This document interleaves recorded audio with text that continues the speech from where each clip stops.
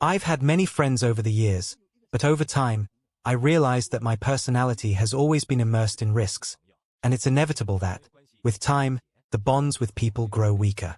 When I entered society, I noticed that friends became rarer. The truth is, as life progresses, you come to understand that true friends are an exception, and that most of the people we call friends end up drifting away or aren't there when you truly need them. I made one close friend, but just one. The others, to be honest, are not real friends. They just wanted to involve me in circles I didn't feel comfortable with, like opera or running groups. I didn't mind not participating, because I knew that once I entered those circles, I'd be bound by their rules. Their lives seemed dictated by a series of norms that didn't make sense to me. Honestly, I started avoiding those circles. People seek friendship for such superficial reasons, and when something serious happens, no one shows up to help. I've always been someone who prefers to focus on friendships that teach me something. I don't care about age, but I need to feel that, through interaction with someone, there's a genuine exchange, a learning experience. I've made older friends, over 80 years old, and they can still teach me something. These friends are rare because most people get lost in meaningless circles without evolving. And that's what distances me from most people. I no longer seek to be in groups where no one has anything to offer. I've distanced myself from many because it's simply not worth trying to maintain a friendship that doesn't bring growth. For me, friendships have always been about the need to learn something new, to grow alongside the person. When people become stagnant, like many I've known, the relationship fades away. And this applies to all relationships, even marriages. It seems that over time, people drift apart because their lives and values become different. I've seen this happen, not just with friends, but with couples as well. Life is full of disconnects, and friends follow their own path, leaving behind the bonds that once seemed so strong. That's why today, I prefer to have fewer friends. Friendships become a burden when you realize that, often, people come to you out of self-interest, to take something from you, or to exploit a situation. Honestly, I no longer have the patience for that. Even with relatives, I've adopted this stance. I no longer have the patience for those relationships where you always feel obligated to give without receiving anything in return. Time passes, and more, I see that maintaining friendships isn't worth it if they don't serve a purpose. Childhood friendships, for instance, are the ones that still remain because growing up with someone, if you have something in common, makes a difference. But most friends drift away, and you don't even realize it until it's too late. I've always sought people with whom I could learn and grow, but the number of people like that is becoming smaller. And life becomes lonelier. But, in a way, that's preferable to having people around who are just there out of convenience or simply want to pass the time. Over time, I've realized that true friendship is something rare. When someone is by your side, even during tough times, you feel that this is a real friend. But these people, when they do come into your life, are few, and the others drift away with time. I, at least, no longer see the point in maintaining friendships just for the sake of it. In many cases, relationships end up becoming a burden. In the end, it seems that the older you get, the more you realize that true friendship is something you find by luck, not effort. Why is it that when men reach middle age, they don't have many friends? Today let's talk about this topic. You see, when we were young, back in those days, there were friends everywhere, right? Playing ball, drinking, chatting, life was really lively. But when middle age hits, everything changes completely. First, I'll use my own experience. I'm a man in my 40s, and the pressure is huge. I have elderly parents, young children, and the whole family depends on me. Right? At work, you have to work your butt off so you don't lose your job. When you get home, you still have to worry about the kids' studies, the health of the elderly. Where's the time to meet up with friends? Just hanging out, right? And time, when we were young, we had so much of it. If you wanted to go out, you just called a group of friends. But by middle age, time seems as precious as gold, so valuable. At work, you're so swamped that you barely have time to think. When you get off work, you have to rush home, cook, help the kids with their homework, take them to their activities. On weekends, you don't have time, right? Either you're taking the kids to some class or visiting the elderly, and there's no time to hang out with friends. The mindset of a middle-aged man changes too. When we were young, we weren't afraid of anything, right? If we wanted to do something, we just did it. With friends, there were no worries, we said whatever we wanted, did whatever we wanted. But as we get older, we've been through more in life, and we start to be more cautious. We think about the consequences of everything, afraid of causing problems. We can't be like we were before, saying anything and joking around without a care. Also, the middle-aged man becomes more realistic. When we were young, we made friends just because we had similar interests, because we liked the person.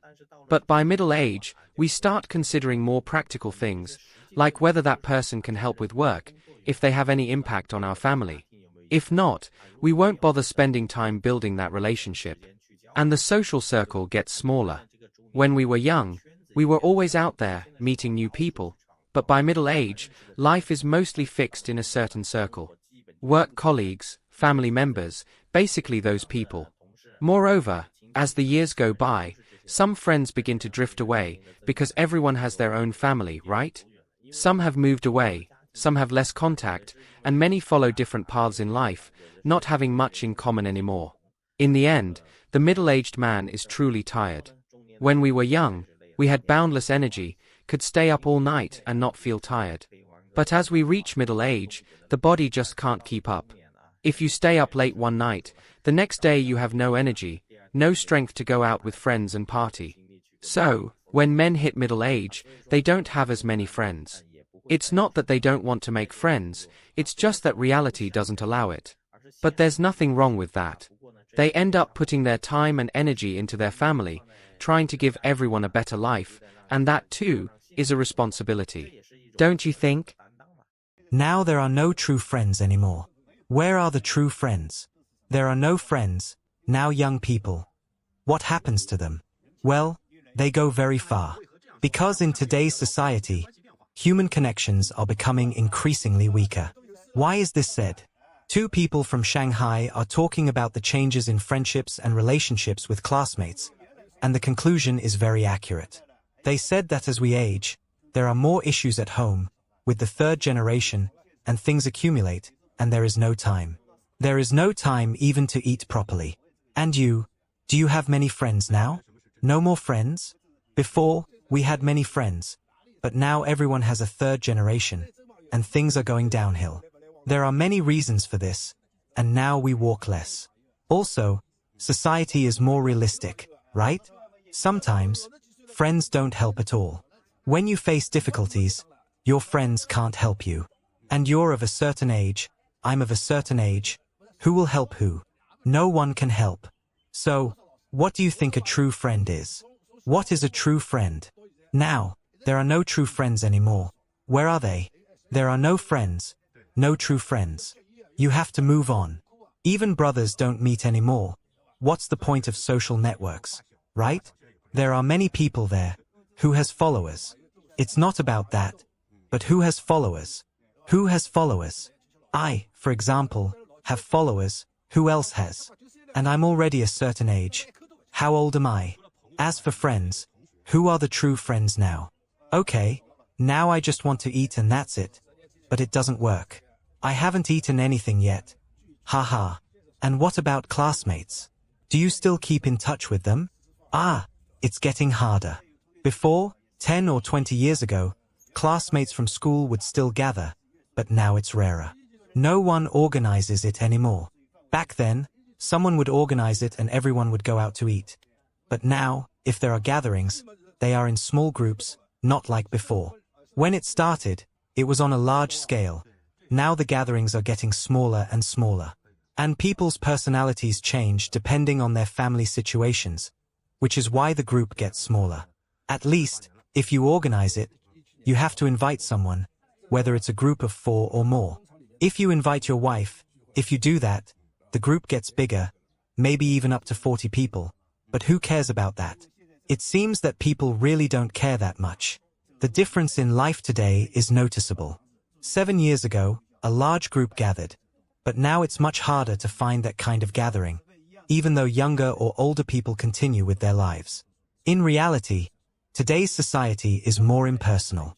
Before, people lived together, in the same buildings, in the same schools, the interactions were more natural.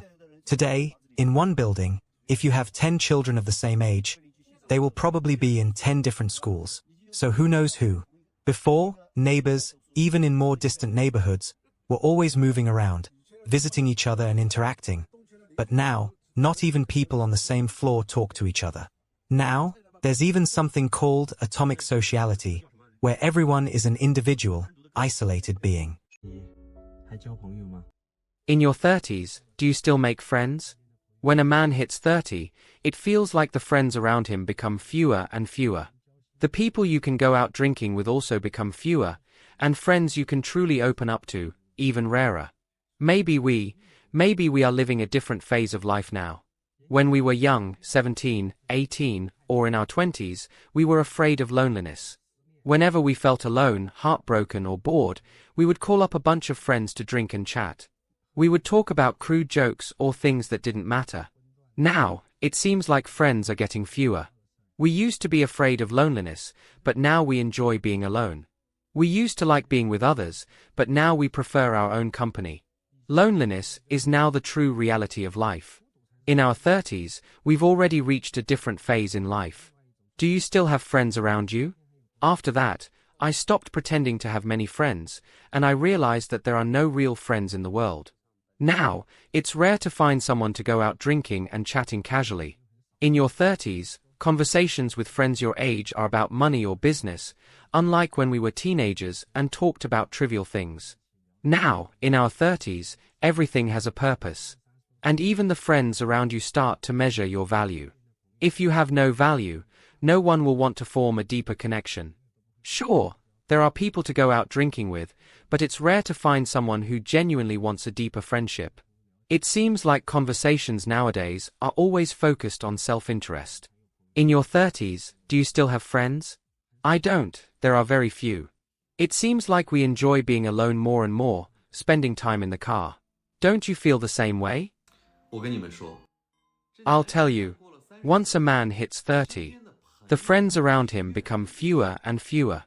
And it's not because they've all passed away. It's because they've all gotten married. On their wedding day. Basically, it was the last time I saw them in my life. My friendship with them also entered the grave of marriage. I have a friend. It was especially exaggerated. At the wedding, he swore up and down. Drunk, he hugged me and cried, saying I was his best friend for life. The next day, his wife decided that I was just his bad friend.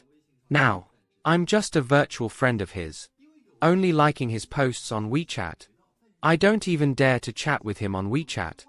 Because sometimes when you chat with him, you can clearly feel that, on the other side of the phone screen, there's another pair of eyes spying on his screen. I sent him a message. Just wrote 2 words, "Are you there?" He replied with 2 words, "Yes." Sometimes, he'll also reach out to me. Call me. But most of the time, it's at 3 a.m. And the phone rings, "Are you asleep?" I say, "Not yet." And he replies, "My wife is asleep." It feels like me and my married brothers. We've entered a strange kind of relationship. That's almost a secret affair, but not quite. As Zhang Eiling said, a middle-aged man often feels lonely because when he opens his eyes, he is surrounded by people who rely on him, but there is no one he can rely on. He is like a solitary boat sailing through a storm. The expectations of his wife, the future of his children, the aging of his parents, it all weighs on him.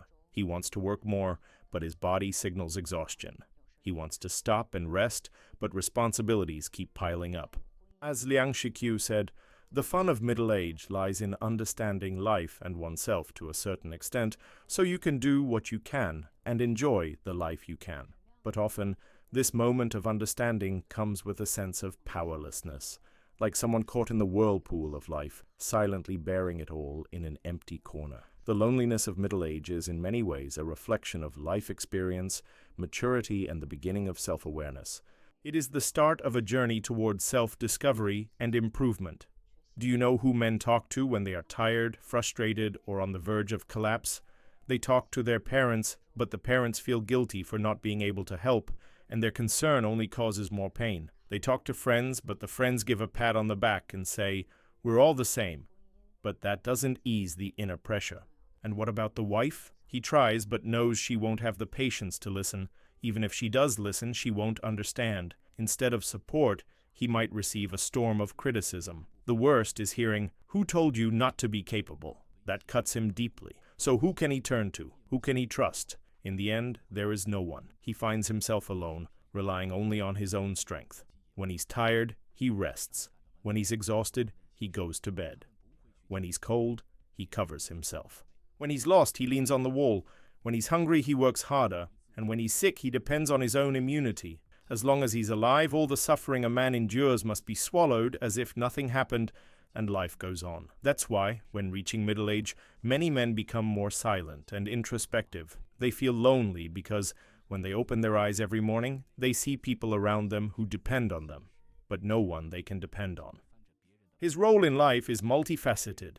He's a father, a son, a husband, but rarely is he himself. And everyone seems to forget that behind these roles, he's just a human being, with blood, flesh, and tears, capable of suffering, of getting tired, of being drained. He is the safe haven for the whole family, but no one shares his struggles. Middle-aged men have endured too much, given too much, sacrificed too much, but received nothing in return that matches their effort, not even a minimum of understanding or affection. Aside from themselves, there's no one they can rely on. They don't dare speak of happiness. All that's left is solitude. But you're not alone in this process. All adults who throw themselves into the struggle of life eventually realize that the idea of belonging grows more distant. What really matters is the development of your own thinking and the pace at which you grow. I, for example, when I worked with others, loved going out and having fun with friends, taking time to relax. But now, as a business owner, I'm so focused on work problems that I don't have energy to socialize.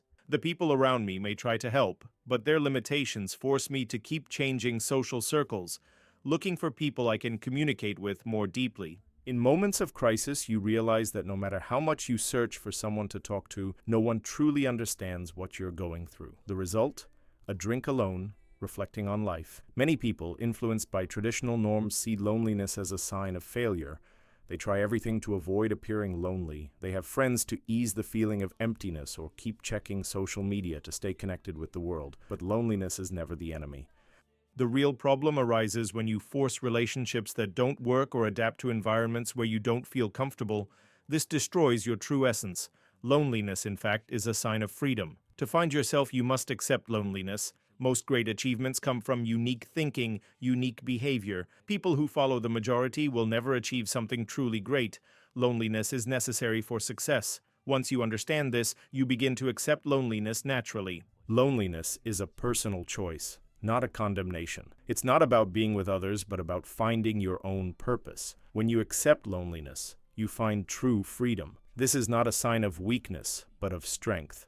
What truly matters is inner peace, not external expectations. Now, I'd really love to hear your thoughts on this topic.